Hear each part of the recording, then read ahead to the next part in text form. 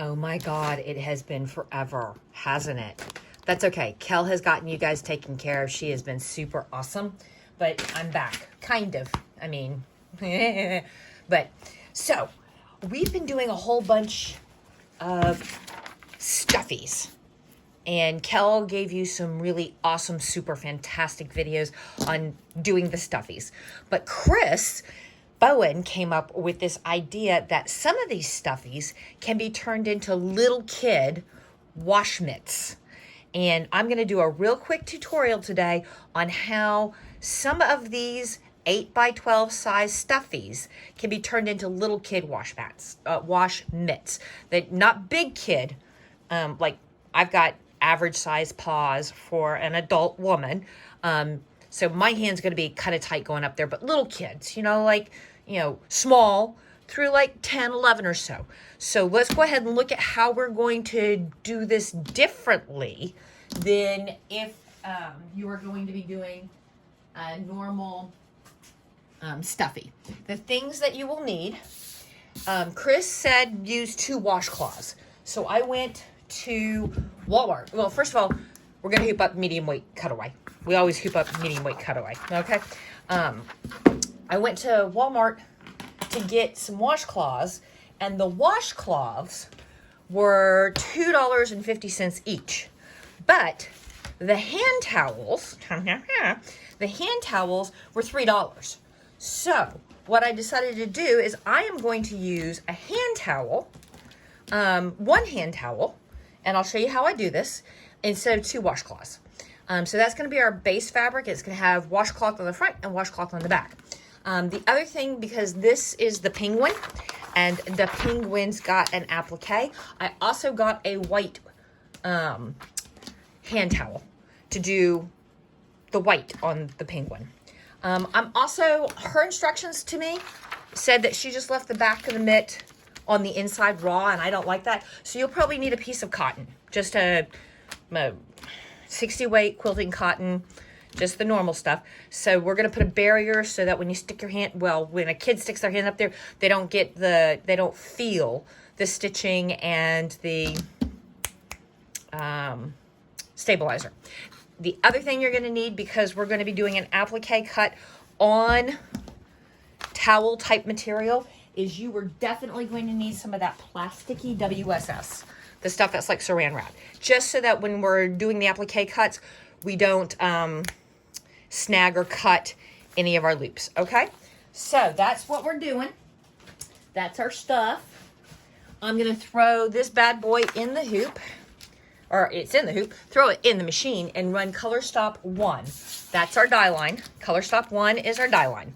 And I will come back to show you how I float it, and then we'll run, well, we'll pick up from there. Let's not give you too much, okay? All right, so go hoop up some medium weight cutaway, run color stop 1, and then come back to me, okay? You know what? I think I might have read an email wrong from Chris, because looking at this, big old hand couldn't fit in there. That's going to be a huge wash mitt, so maybe you can also do, I don't have the exact measurements in front of me, but definitely a 7x11, maybe a 6x10. You might be able to even do a 5x7. Let's see. My hand is 7 inches, 6.5 inches by 3.5 inches. So 5x7 you could do for a little kid. 6, 7, and 8.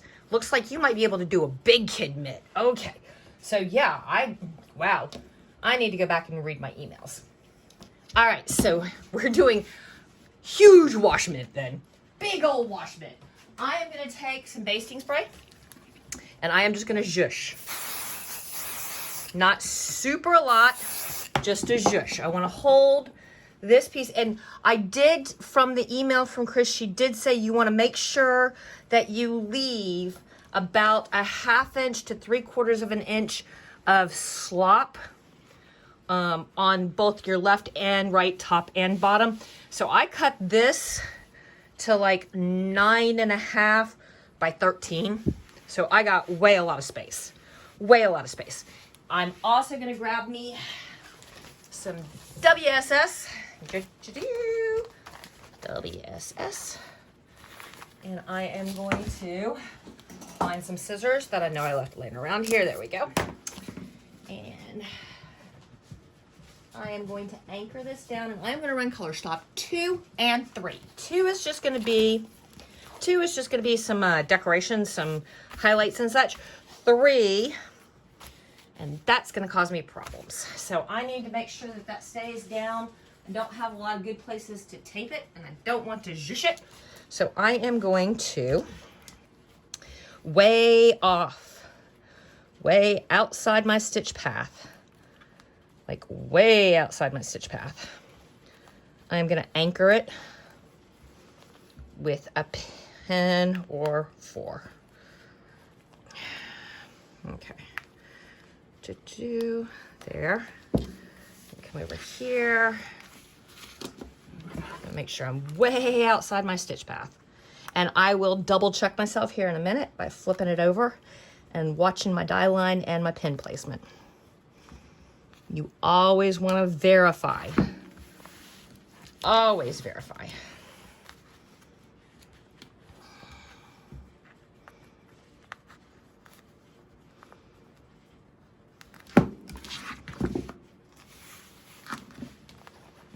Choo-choo. And let's see how good I am. Boom and boom. I'm excellent. All right, so run color stops 2 and 3. 2 and 3. I will see you between 3 and 4. Okay, there we go. We got a little bit of detail work done, some shading there, and now we've got this die line for white. So I do not need all this stuff in my way. I do not need this whole hand towel. However, how did I put this in the machine? Let's see. He goes back in the machine like this. And I just want that little bit. So I am going to cut this much by this much. Okay.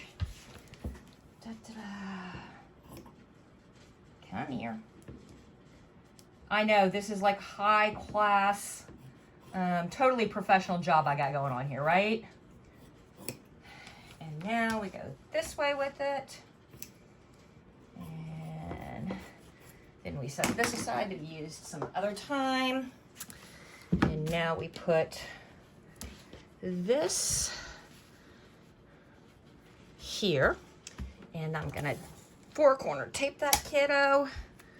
And I'm taping it to the WSS and hoping nothing slip slides away.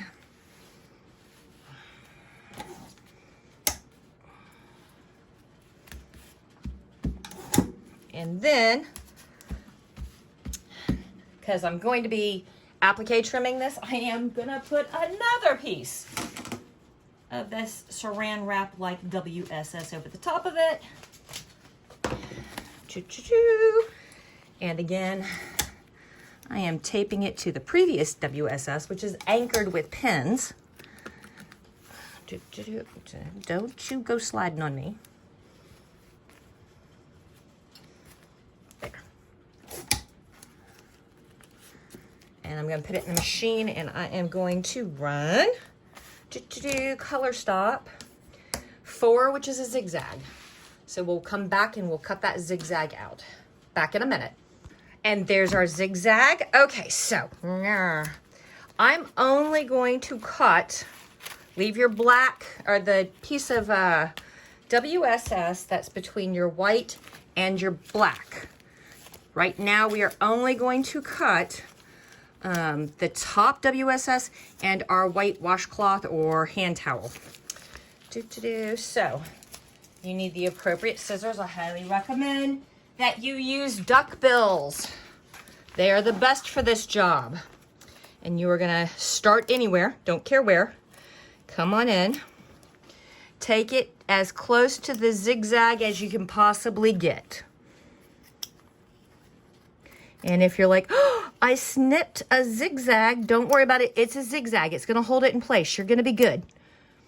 Now, this is a little bit more insies, outsies difficult than I usually make these, But I have faith if you go slow, if you go careful, if you pay attention to what you're doing, I know. Ouch, I just got stung by something. Ow, ugh.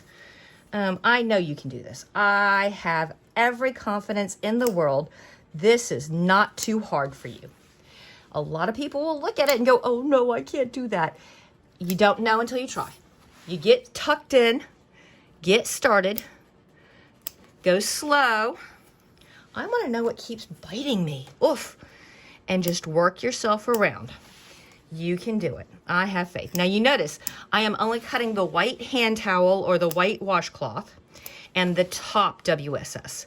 I am leaving that bottom WSS down there because it's acting as a wonderful barrier between my skizzers and accidentally cutting any of the black loop or fabric on that bottom washcloth.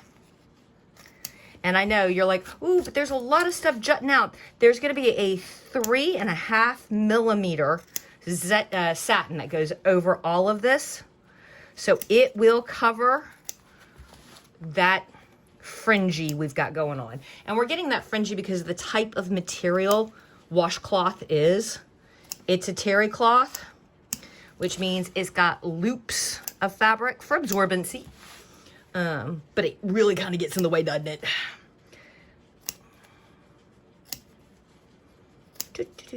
And I know usually I say, oh, don't hacky, don't shunk your scissors. This is going to be a little bit of a different kind of applique because we're wanting to get super close and we're having cut through washcloth, which is not the thinnest material. And unlike vinyl, you can't get a good rip going on it because those loops want to catch. So we're just having to go centimeter by centimeter, unchy. There we go. I'm actually going to get this big old wad stuff out of my way. Go away. All right. Coming back around. And I'm putting my scissors between the back of the white washcloth and the top of the WSS that's overlaying my black. Oh, and by the way, while this was stitching, I did run and look at my email from Chris, and Chris did say 8 by 12. But I'm sitting here looking at this. Man, Chris, do you have like industrial sized paws or something? Because this is a big, and she said, 8 by 12, you can turn into a little kid's Washmit. And I'm like, awesome. Except that I'm a full grown adult and I think I'm going to be able to get my hand up in here. So the smaller hoop sizes, I think the 5 by 7 is really going to be a tiny little kid, like 3 to 6 or so, 3 to 5. But I think 6 by 10, 7 by 11, you can also do this Washmit hack. Come here. And it'll be good for most kids and most adults. Unless you've got like paws like my husband, in which case, no, this is not an adult Washmit. If you have paws the size of my, like Scott's, ooh, no.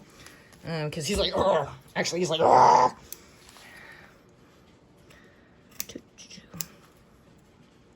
Okay, so when we're done, and we're almost done with this applique, you're gonna pop it in the machine and you are gonna run color stops 5, 6, and 7. When you are done with 5, 6, and 7, you're going to come back and join me, and we are going to talk about what we're going to do next, okay? And then I'm going to show you what to do, and then we'll do it together, and then we'll be done. So, snippy, snippy, snippy, snippy, snippy, like so, and then 5, 6, 7. Oops, there you go. All right, I will see you after 5, 6, and 7. Woohoo! There we are. Okay. So now we have to attach both the back of the mitt and the back of this. So we want this to wind up here, but we don't want raw edges, okay? But this has to wind up here. So the way we're gonna layer this is first put on your back, okay? Like so. Now, put your barrier between the WSS, or not WSS, the stabilizer and the raw stitching there, okay? So here's how it goes. I'm gonna do it one more time. I'm gonna pan out. This is the front of your stitching. Take your other washcloth or half of a, or part of a hand towel or what have you. And ooh, let me get that little jump real quick so that I don't have to be worrying about it later. Yes, there we go. Okay, so put it pretty side down, just like so. Then what we're going to use, I'm using just plain old 60 weight cotton as your barrier between your raw stitching and your hand. Put it just like that. Okay, throw it in the machine and run the last color stop. Then we got to do a little bit of cut, a little surgery, a little tuck, a little sew, and then we'll have our wash mitt. Okay, you should totally look like this, like so. So we are going to pop it out of the hoop, get this stuff away, get this hoop out of our way.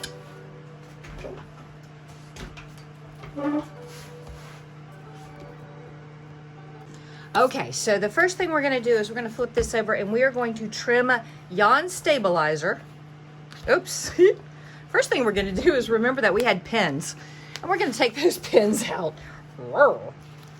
There we go. Then we're going to flip it over and we are going to trim that stabilizer to as close to our die line as we possibly can. Not the fabric, not the washcloths, not any of that. Just the stabilizer. We want to get that out of the way. So much better. Now, just like with linings on zip bags and stuffies and such and such and such, you want to leave yourself a turning tab. We're going to take this down a little bit. We don't need quite so much to be working with. Wow, okay.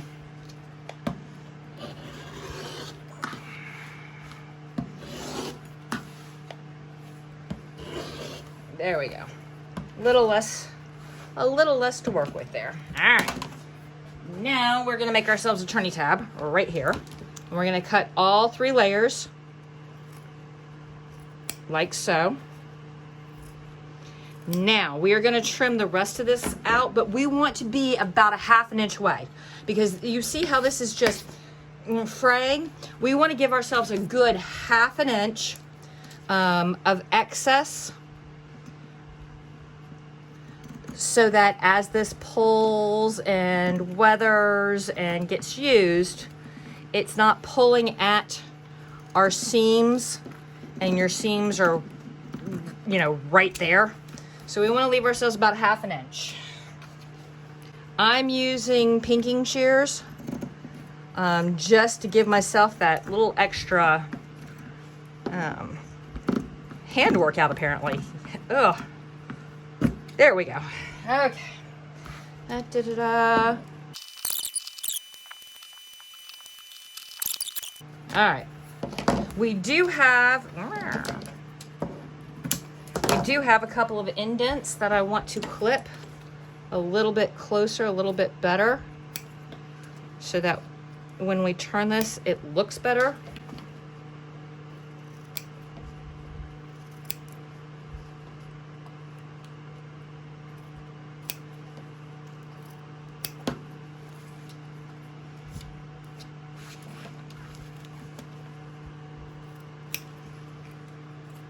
Okay. So we can turn, okay, so I am going to turn everything. I am going to turn everything through my turning tool.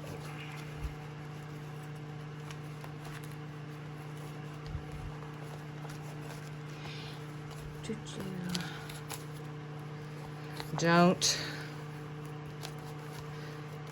worry about tugging too much. It should fit fine. It's just a matter of twisting, turning, and there we go. Okay, so now we've got it turned mostly inside out. Yeah. See, that's why we're leaving a lot of raw edges. And now we're gonna poke stuff out.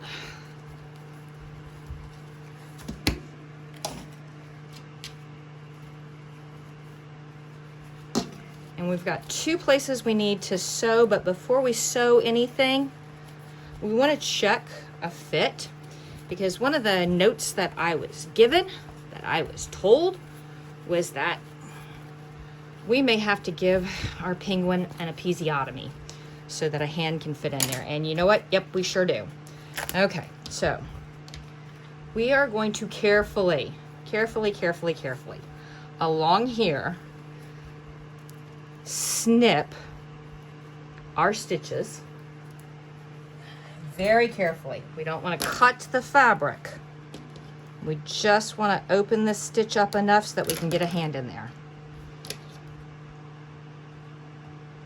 See, on the stuffy front, we want a smaller hole, just big enough to turn it, so that we don't have to hand sew a lot closed. But on the Washmit front, we want it hole big enough to put a hand in there. So your penguin's going to have some butt surgery. All right, is that big enough to get my hand in there now?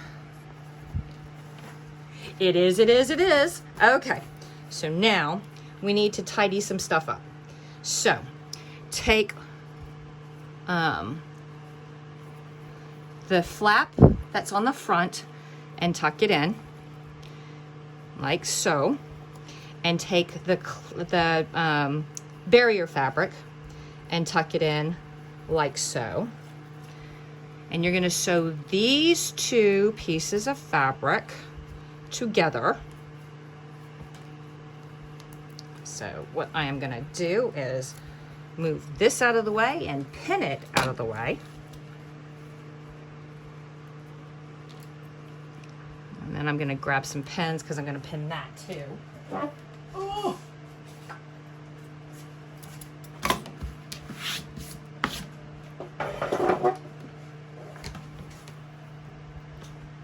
Drop this down a little bit. Okay, so we are going to pin our barrier fabric to our front penguin stitching, like so. Now, we also want to cut this down a little bit and then roll it in. We want to roll it as much as possible so that all of our raw nasties are rolled up in there. And then we're going to pin this. And if you have a sewing machine, you can go ahead and stitch around this opening. But if not, you've got a hot date with some hand stitching, baby.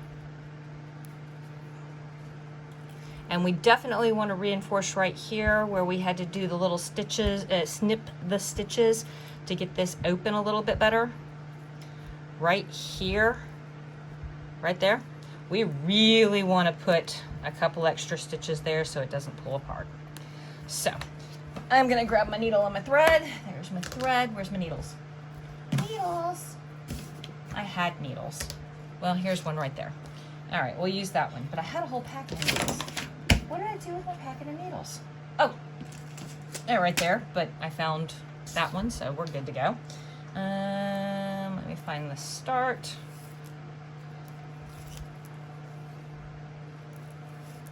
And this is about where I'm going to put the fast forward on, because watching me hand sew is neither fun nor sexy.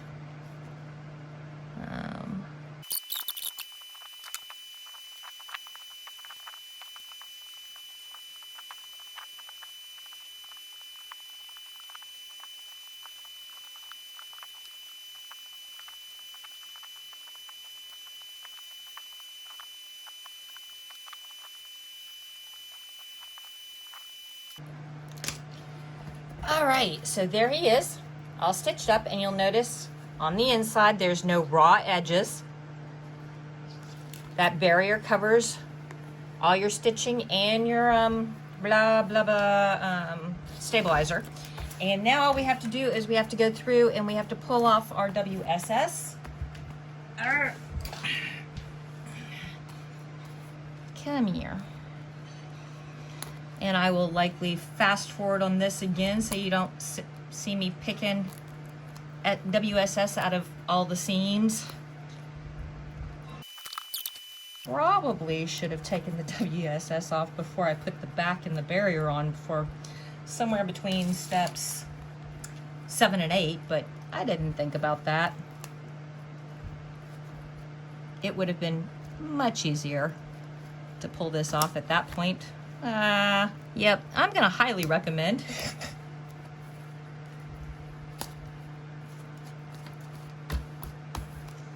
that y'all don't do me. Take your WSS off between color stops 7 and 8, because pulling it out of that seam right there is going to be super Wimmadine fun.